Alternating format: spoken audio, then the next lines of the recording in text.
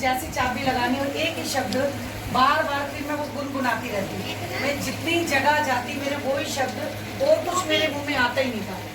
और गुरुजी ने वो कहते हैं ना कि किसी टाइम पता नहीं कौन से हमारे कर्म गुरुजी ने काटने होते हैं, तो गुरुजी ने इतनी कृपा करी कि जब गुड़िया की शादी हुई तो गुरुजी आप खुद शादी करने आए और मुझे पता ही नहीं चला कहाँ मेरी गुड़िया की शादी हुई।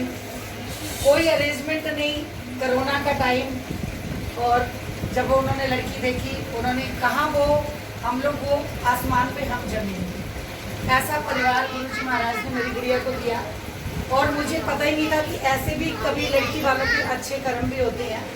ये गुरुजी महाराज खुद जानते हैं। पहली बार उन्होंने देखा और पहली बार में हाँ कर दी, तो उनका बहुत बहुत शुक्राना।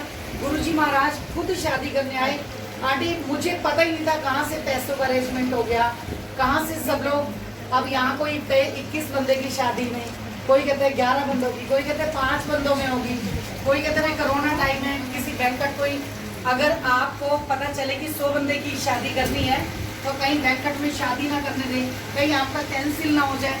गुरुजी महाराज ने इतनी कृपा करी कि लड़के वालों ने बोला हम गाजियाबाद में वहीं शादी कर लेंगे, आप इधर टेंशन ना लो, उधर कोई दिक्कत नहीं है, आप इधर दिल्ली में ज़्यादा परेशानी है, आप ऐसा करो हमें बोल दो हम उधर देख लेंगे। और मैं कहती हूँ आंटी इतनी लग्जरी शादी गुरुजी महाराज ने की है। और हम यहाँ से 22 लोग गए और लड़की वाले 88 लोग, मतलब 100 बंदे की शादी गुरुजी महाराज ने बोले। आंटी ये सत्संग गुरुजी उसी दिन शेयर करवाते हैं जब सामने वाले को ये लगे कि गुरुजी महाराज इतनी कृपा करते कि आपको चिंता करने की जरूरत नहीं। आंटी सारा अरेंजमेंट हो गया, इतनी लग्जरी शादी कराई मेरी बेटी की। मेरा मैंने जाती जैसे बैंकट देखा ना आंटी, मेरा रोना ही बंद नहीं हुआ। और जब बैंकट गए ना, हमारे घर वाले जैसे पहले पहुंचे, देख तो आए लड़के वालों ने अरेंजमेंट किया है, लड़की वालों को तो यहाँ से पहुंचना है।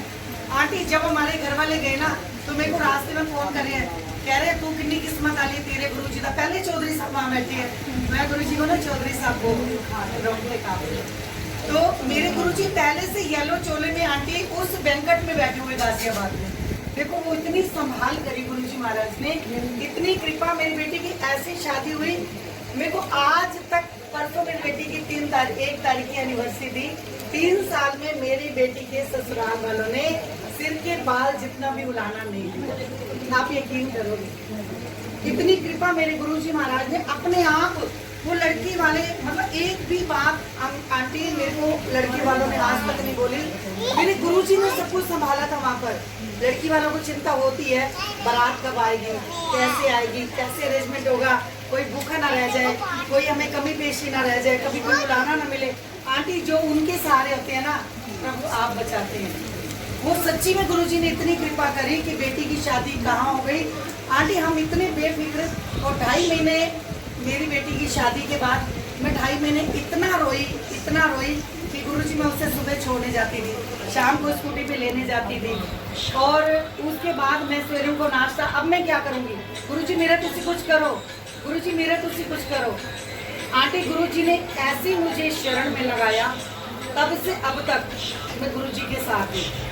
3 साल से गुरुजी महाराज ने इतनी कृपा की है। मैंने कहा गुरुजी आपने मेरा इतना बड़ा काम किया ना, मुझे अपनी शरण में ही रखना। मेरी एक ही आंटी बंद करो फोन को, कोई बंद कर दो ना। तो गुरुजी ने इतनी कृपा करी आंटी, मैंने अरदास करी गुरुजी हूँ तुसी कुछ करो, मैं क्या करूँ, मैं खाली बैठी क्या करूँगी, कुछ तो मेरा करो। आंटी उन्होंने मुझे ऐसा रास्ता दिखाया, इस रास्ते पे चलने के लिए कितने पथराव, कितने कांटे आते हैं, कितना कुछ झेलना पड़ता है, मगर गुरुजी ने हमें अपने मतलब कहते हैं ना फूलों के ऊपर रखा है। इतनी कृपा उन्होंने की है। और कहाँ क्या होना है आंटी वो खुद संभाल लेंगे। तो गुरुजी महाराज आज वो सारा काम संभालने के लिए ही आए हैं। आपको पता है जब हम आए थे तो कोई तैयारी नहीं थी, कैसे तैयारी, फटाफट सेवादार भी आ गए, सब काम हो गया।